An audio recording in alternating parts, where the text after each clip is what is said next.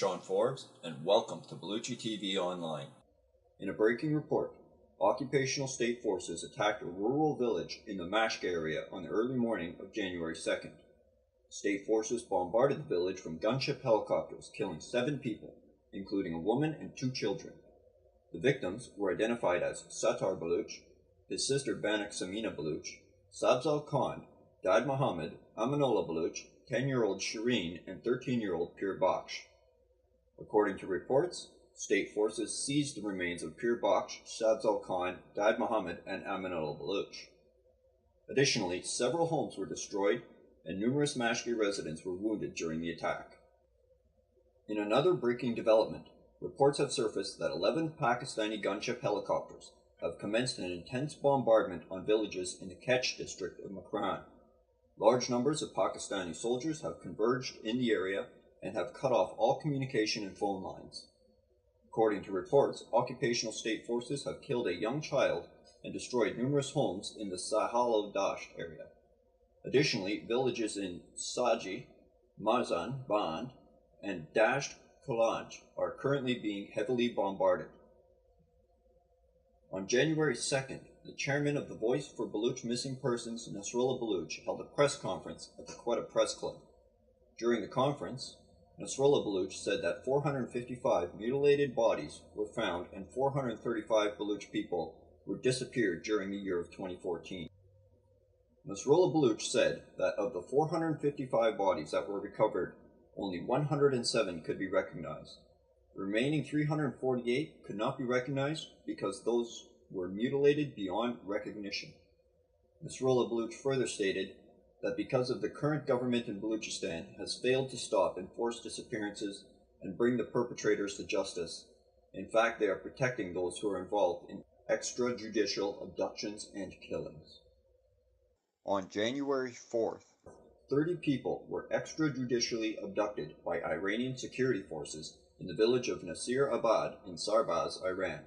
According to reports from the Baloch Activists Campaign, Iranian security forces invaded homes in the village, damaging property and looting valuables.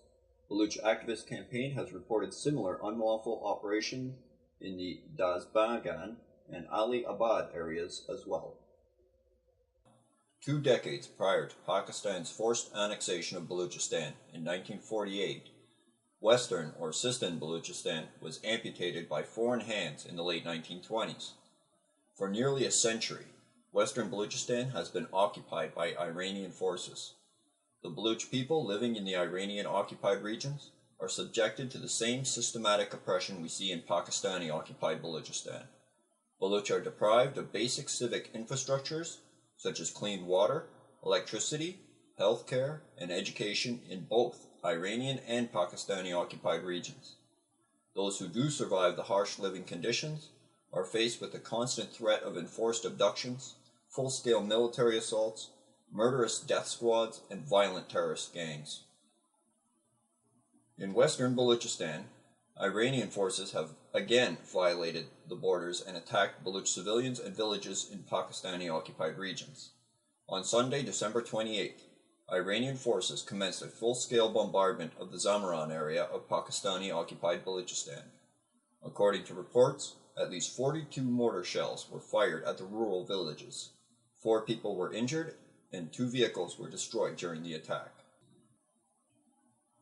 In recent years, Iranian forces have violated the border on numerous occasions.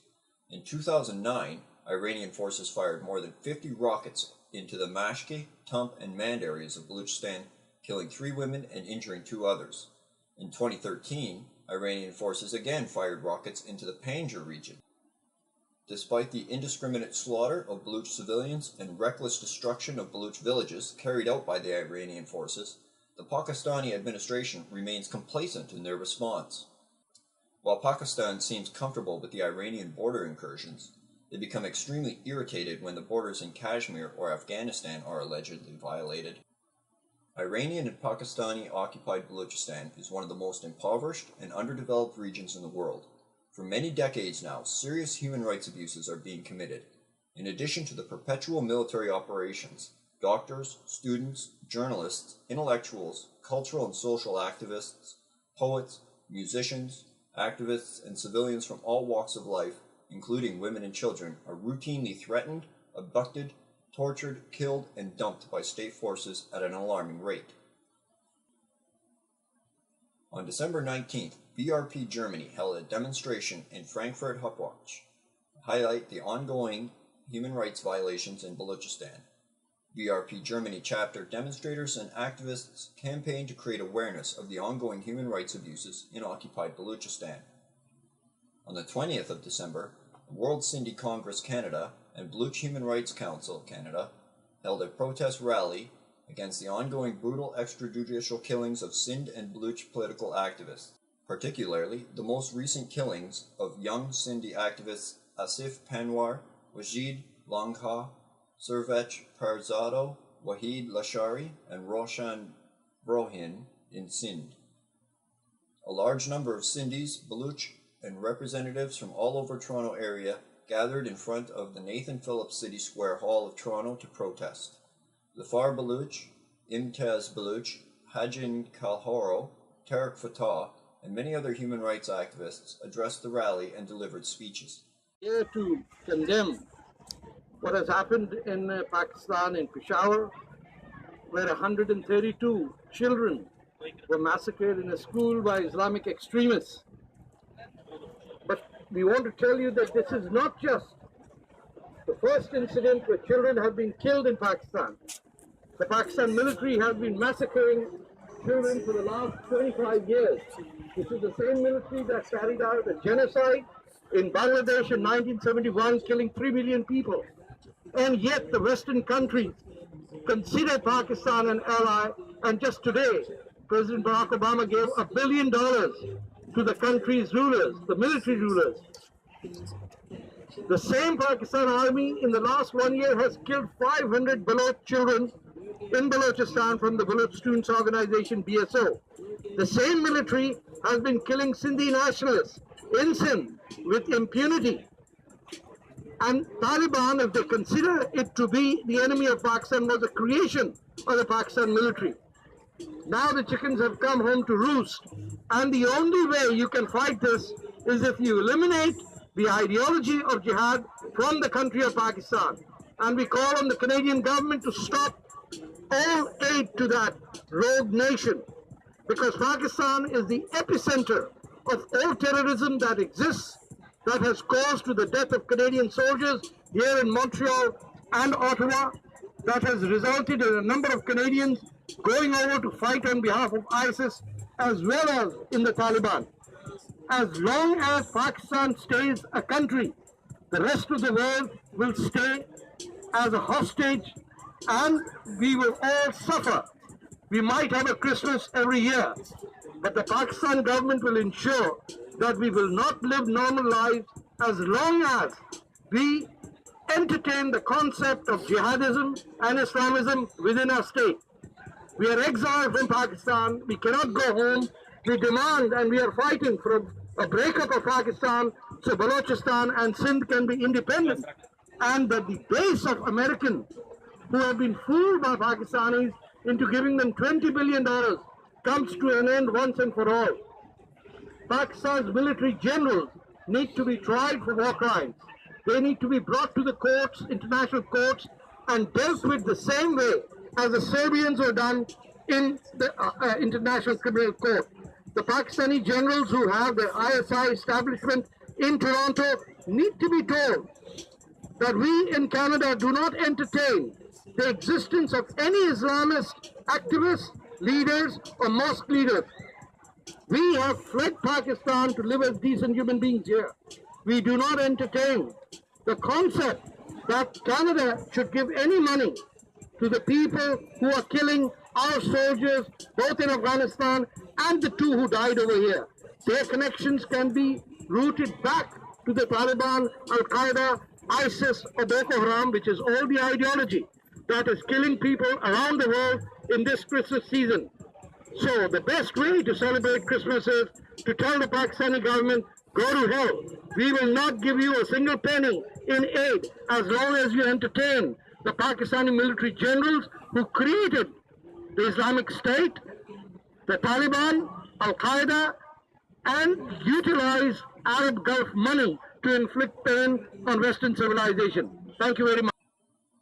World Sindhi Congress Canada also wrote letters to all Canadian human rights organizations and Amnesty International Canada and all human rights Canadian government agencies, requesting their help to urge the Pakistan government to investigate the extrajudicial killings, release the disappeared, and stop human rights violations committed by Pakistan against Sindhi people. On December 21st, the Baloch community of South Korea held a gathering with Korean human rights activist Mir Yassin Baloch, delivered a briefing about the cruelty of Pakistan inflicted upon the Baloch people.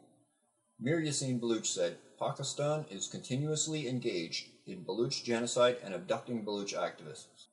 Every day, 3 or 4 dumped bodies are found in occupied Balochistan.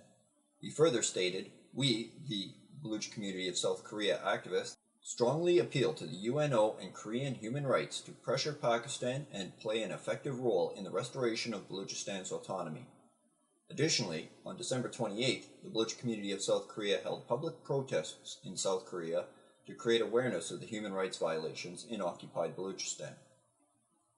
On International Human Rights Day, the Baloch community of British Columbia gathered in Vancouver alongside human rights activists and Amnesty International representatives to participate in the #Right4Rights campaign to create an awareness of the ongoing human rights abuses in occupied Balochistan.